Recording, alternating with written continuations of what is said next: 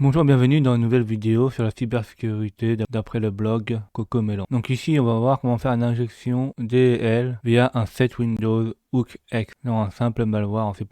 Donc ça veut dire que on va activer notre charge utile d'après un événement extérieur, sur une charge utile extérieure. Bonjour, passionnés de cybersécurité et de hacker blanc. Donc bonjour à tous qui sont intéressés de près ou de loin par la cybersécurité. Dans ce tutoriel, on va jeter un coup d'œil à l'injection d'une DL en utilisant le set Windows Hook X, donc cette méthode-là. Alors qu'est-ce que c'est set Windows Hook X? Allons voir un exemple qui démontre cette technique. Donc dans set Windows X, installe une routine hook, en fait c'est un peu d'un crochet qui permet d'attraper quelque chose, dans la chaîne de hook, qui est ensuite invoquée à chaque fois qu'un certain événement est déclenché. En fait, on fait un événement du genre un clic, on appuie sur une touche, on regarde des événements journaux, etc. On met un message et ça va activer un événement. Alors ça peut être très intéressant par exemple pour contourner des analyses antivirus ou anti-malware, parce que tant qu'ils ne feront pas l'élément déclencheur, ils ne vont pas voir forcément l'exécution de notre charge utile malveillante. Donc jetons un coup d'œil à la syntaxe de la fonction. Donc là on voit une structure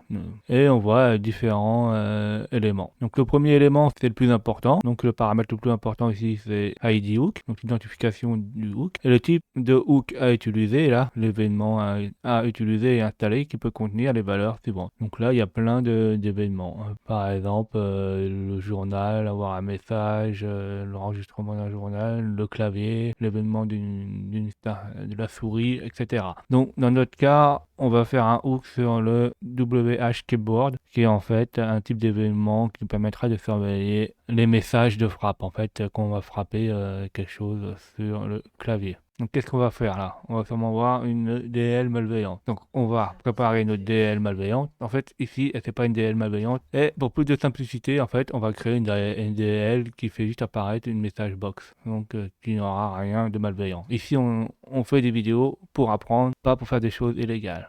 Donc, on voit ici notre Evil PCP, ça sera notre DL, et elle va appeler un message box, donc il va popper avec un certain message qui est ici. Donc, comme vous pouvez le voir, nous avons une DL assez simple, la DL main, donc la fonction principale. La fonction est appelée lorsque la DL est chargée dans l'espace d'adressage du processus. Il existe également une fonction appelée MEU, et une fonction exportée qui n'est qu'un message MEU from Evil DL. Donc là, la fonction exportée qui est ici, la int MEU, qui est ici. Et là, la DL main, elle est là.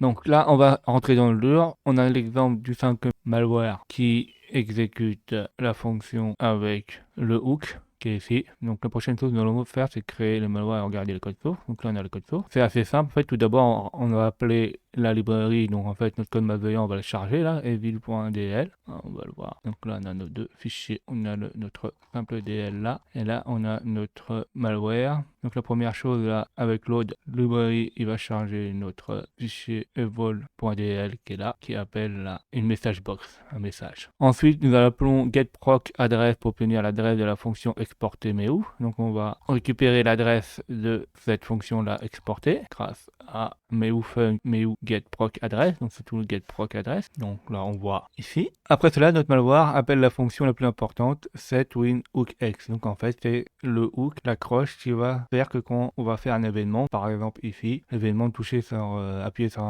la touche d'un clavier, que ça va exécuter notre DL. Donc le paramètre rempli de cette fonction détermine ce que la fonction fera réellement. Donc là on a le hook, si on regarde là, on a le hook, set Windows Hook, et on a l'événement qui fait. Donc ici, c'est il regarde les touches du clavier, si elles sont appuyées ou pas, et s'il y a un événement qui se passe, par exemple, quelqu'un qui appuie sur une touche de clavier, il va appeler la fonction MEUFUNC, qui est MEUDL, qui est la fonction qui est notre malware, qui est la fonction qui se trouve dans EvilDL. Comme vous pouvez le voir, à chaque événement clavier se produira notre fonction sera appelée et nous transmettons l'adresse MEUFUNC, paramètre de notre fonction exportée. Nous passons également le handle de notre MEU au paramètre DL. Donc oui, donc il faut qu'à un certain moment on exécute la fonction DL. Le dernier paramètre 0 spécifique que nous voulons que tous les programmes soient hookés. Pas seulement un programme spécifique, c'est donc un hook global. Donc en fait là, ça peut venir de n'importe où. Dès qu'on appuiera sur la touche, ça va appeler notre fonction. Puis on appelle la fonction sleep. Donc là, c'est une fonction qui va attendre. C'est entre le temps qu'on va attendre et le temps que le programme va se fermer. Donc là, on a mis 5 fois 1000. Donc 1000 c'est 1 seconde. Donc on a mis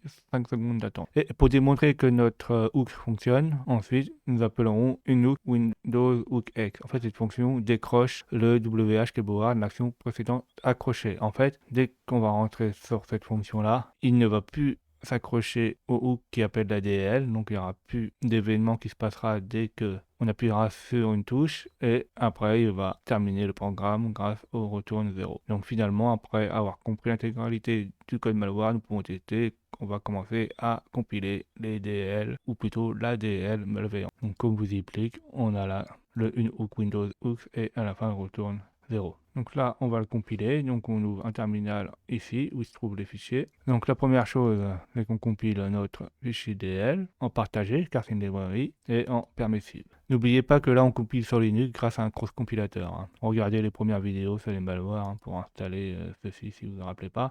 Et pareil, toutes les choses qu'on fait sur le malware, c'est sur un Windows 10 avec l'antivirus désactivé. Donc regardez comment créer un laboratoire malware. Donc c'est la première vidéo que j'ai fait ici pour tester les malwares. Comment créer un laboratoire Windows 10 pour tester les malwares en désactivant Windows Defender. Donc là, on compile le DLL, le malveillant. On fait la même chose, on compile le code du malware, donc notre exécutable, donc avec le bon nom et avec les statistiques libres, permissives, etc.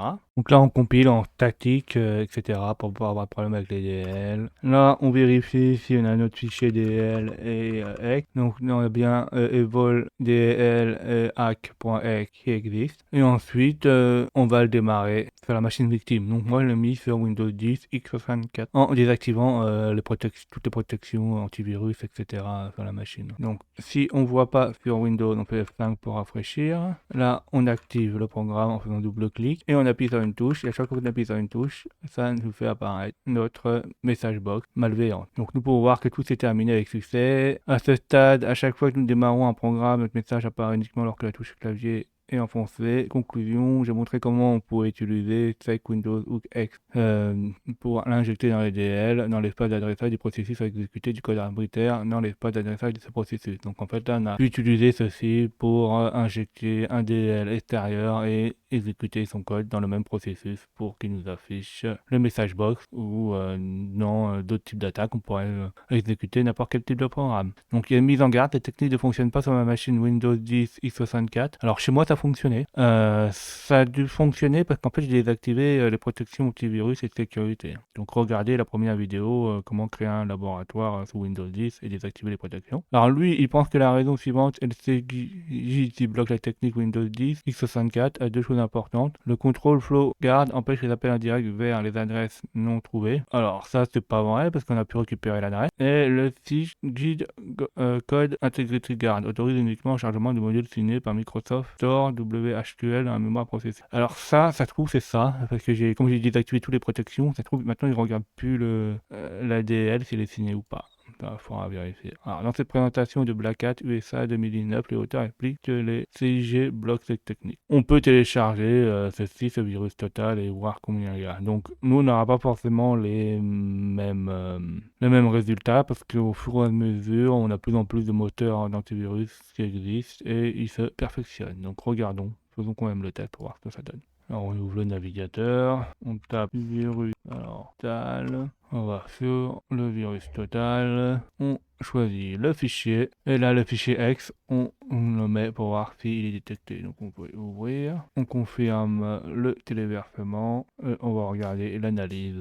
Alors ça peut prendre un peu de temps. Donc là, sur 72 moteurs antivirus, il y en a 6 qui l'ont détecté comme malveillant. C'est pas énorme. Donc là, on avait 5 et nous, on a un de plus. Donc j'espère que vous avez appris des choses intéressantes. N'hésitez pas à faire des retours en commentaire. Mettez des pouces bleus, abonnez-vous et n'hésitez pas à cliquer sur la cloche pour voir mes nouvelles vidéos.